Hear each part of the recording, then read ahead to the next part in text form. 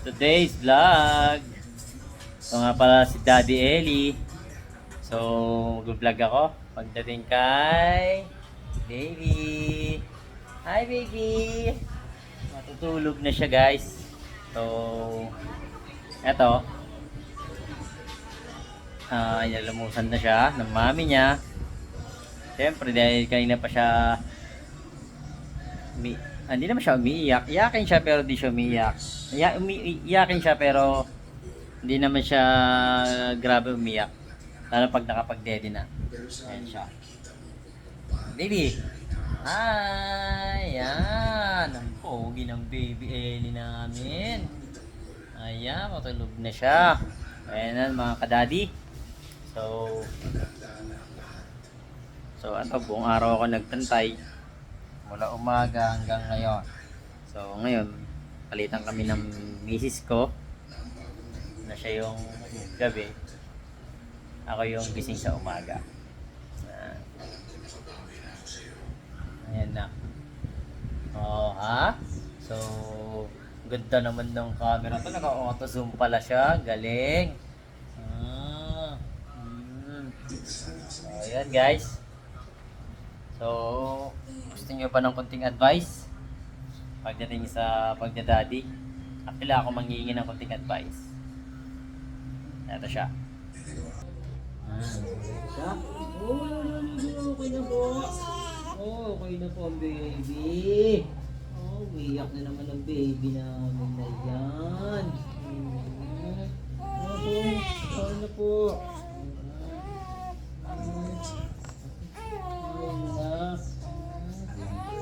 Okay.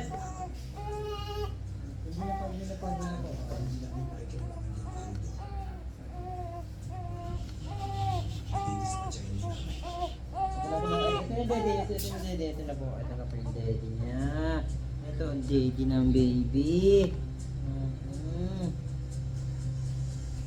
So, ayan.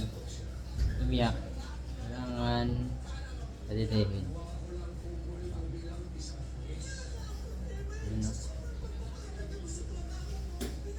Kailangan ko siyang padidihin.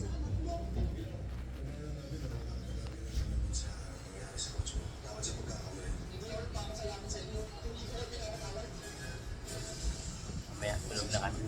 So, tapos na yung tanggol. So, ayan. Pwede na yung baby ko. Katabi ng Lupi. Si Lupi. Yung alaga kong Shih Tzu. So, ayan.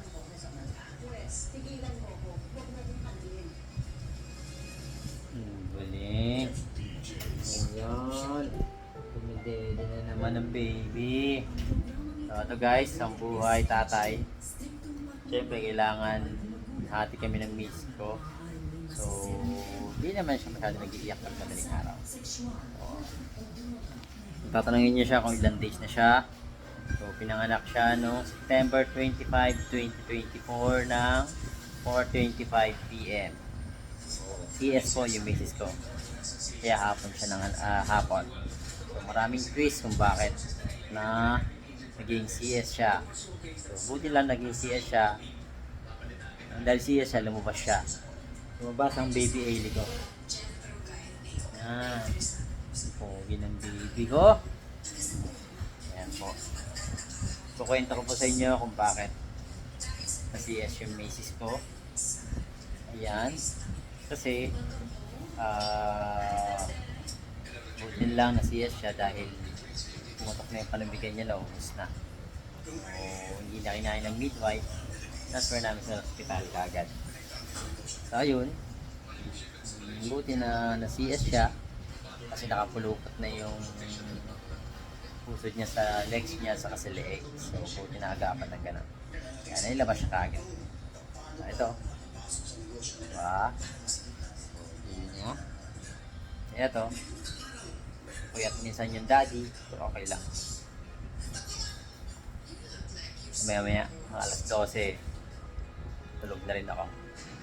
Tapos, masarap sana, hindi siya masyado mag-iiyak ngayong gabi.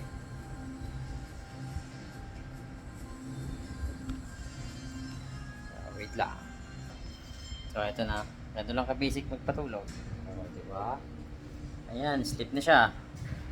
Yun. So, ito yung journey ko bilang isang tatay, isang daddy. So, sunod na vlog, kwento ko ang kwento ni Amy.